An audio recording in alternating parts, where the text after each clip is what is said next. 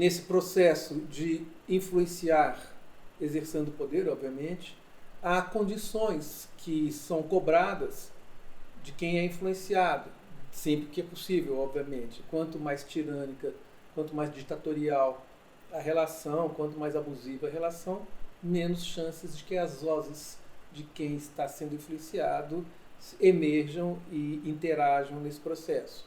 Mas, quando se trata de uma liderança ética, quem exerce o poder também tem algumas obrigações, ou seja, precisa propor algo, precisa oferecer algum ganho, alguma condição significativa de bem-estar, de progresso, de alcance, de mudanças positivas, tem que apresentar ideias com clareza, ou seja, também é necessário que a expressão de um esclarecimento seja suficientemente nítida, compreensível e também funcional, que permita que, por meio disso, algo seja feito adequadamente.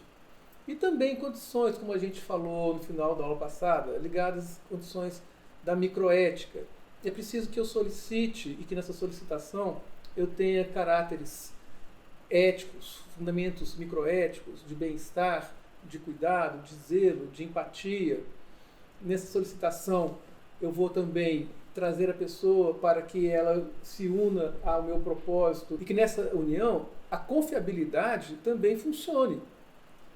É preciso, muitas vezes, provar o que eu estou pedindo, demonstrar que aquilo vai ser executável, ou que aquilo pode ser bom, ou que aquilo vai ter resultados que sejam resultados significativos. E eu ser cobrado para explicar ou para fazer solicitações mais adequadas, mais educadas, ou para que eu aprofunde em relação aos fundamentos do que eu estou organizando, em relação à lógica, em relação à metodologia. Por isso, não é o caso de se sentir em uma situação de ofensa quando alguém se contrapõe, quando alguém duvida, quando alguém pede mais lógica ou mais provas ou mais refinamento metodológico, seja por onde for.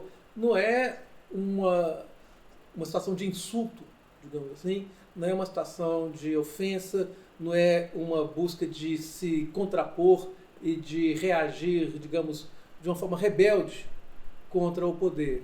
Muitas vezes isso é necessário. Outras vezes é claro que é uma rebeldia. E isso recai em um outro ponto importante do poder. Quem exerce o poder tem que saber que existe resistência.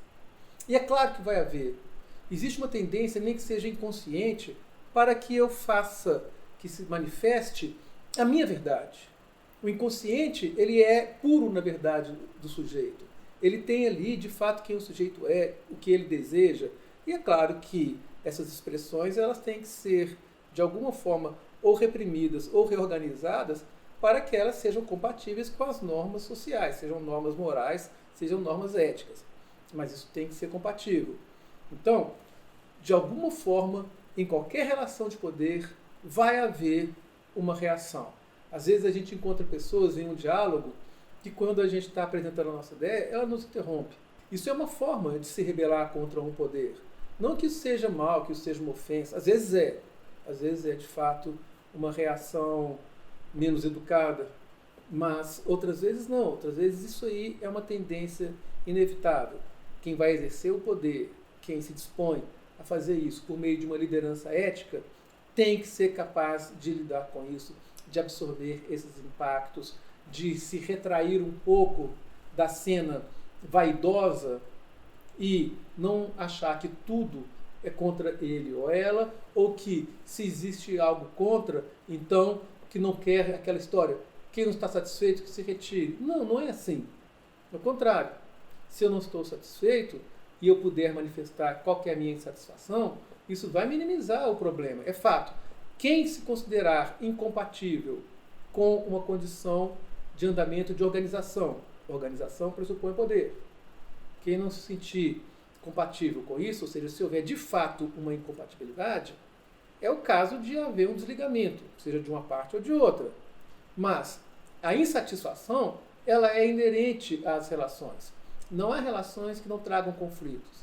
E se toda vez que houver um conflito e eu ficar insatisfeito, eu me retirar de uma relação, eu nunca vou ter vínculo duradouro com ninguém. Essa condição de permanência nas relações deve ser preservada por quem exerce uma liderança ética, por quem ocupa um lugar de poder e tem a maturidade para ouvir opiniões diferentes, para observar comportamentos diferentes, para ter a sua fala questionada, para ouvir sugestões de mudanças.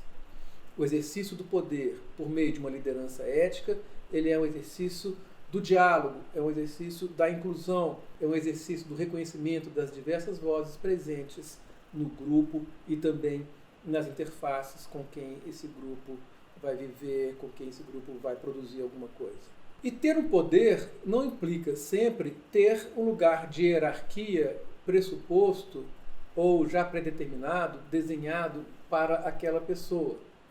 A gente tem pessoas que lideram sem ter um cargo hierárquico e a gente tem pessoas que exercem o poder sem ter o cargo hierárquico. A liderança, ela é uma condução, o poder é uma influência. Existe uma interface nisso. Porque se eu conduzo, de alguma forma, eu estou influenciando. Outras vezes eu posso ter um poder que traz um obstáculo, que impede que a condução ocorra, que impede que o andamento vá adiante. Eu vou dar exemplos também ainda nesta aula sobre isso, mas isso não é necessariamente uma atividade de liderança, então há sutilezas nessa situação, não há uma condição de que um é sinônimo do outro. Mas a gente viu como, no caso do exemplo de uma equipe de esporte, em que os atletas podem se reunir e alguém trazer uma ideia e uma orientação, essa pessoa não está em um cargo hierárquico do treinador, por exemplo, de um técnico, mas está exercendo o poder. O poder não vai ser, portanto, algo ligado a uma hierarquia formal, não é algo também necessariamente superior no status. Há pessoas que têm um status significativo, por exemplo, um status de inteligência, ou um status de riqueza, ou até mesmo um status de força física, e não é por isso que essas pessoas vão exercer o poder. Muitas vezes ao contrário. Há um status, há um reconhecimento que essas pessoas têm essas competências, mas nada garante que essas competências vão ser reconhecidas como suficientes para influenciar e para ocupar esse lugar do poder, que vai ser também, muitas vezes, repito, um lugar de liderança. E outras vezes esse poder ele não é um lugar de quem sabe liderar. E isso é importante, ou seja, várias empresas, vários grupos ruem, acabam, vão à falência, porque quem tem o poder não teve a competência de exercer a liderança, muito menos uma liderança ética. A pessoa pode falar que é isso que ela quer, que tem que ser assim porque é ela que manda, porque é ela que é a dona de um negócio, ou ela que fundou um grupo, ou ela que idealizou aquele projeto, e então, qualquer que seja o argumento, como pode haver vários outros, essa pessoa se impõe, e se impondo, ela tem poder, ela vai querer influenciar, e as pessoas que são influenciadas no começo podem até cumprir esse papel de quem é influenciado e de quem respeita por essa condição pressuposta de poder, mas muitas vezes elas falam entre si: vou fazer o que o outro está mandando, mas vai dar errado. E aí, ou fazem diferentemente, quer dizer, houve um lugar de poder, mas esse poder não foi tão bem executado, ou fazem o que foi feito, e fazendo o que foi feito, dá errado. Bom, o que isso quer dizer? Que não houve uma condução adequada. Não houve um bom exercício da liderança. E muitas outras vezes a pessoa influencia, essa influência ela traz uma carga com um peso muito grande, a outra parte começa a agir, mas entra num estresse muito grande.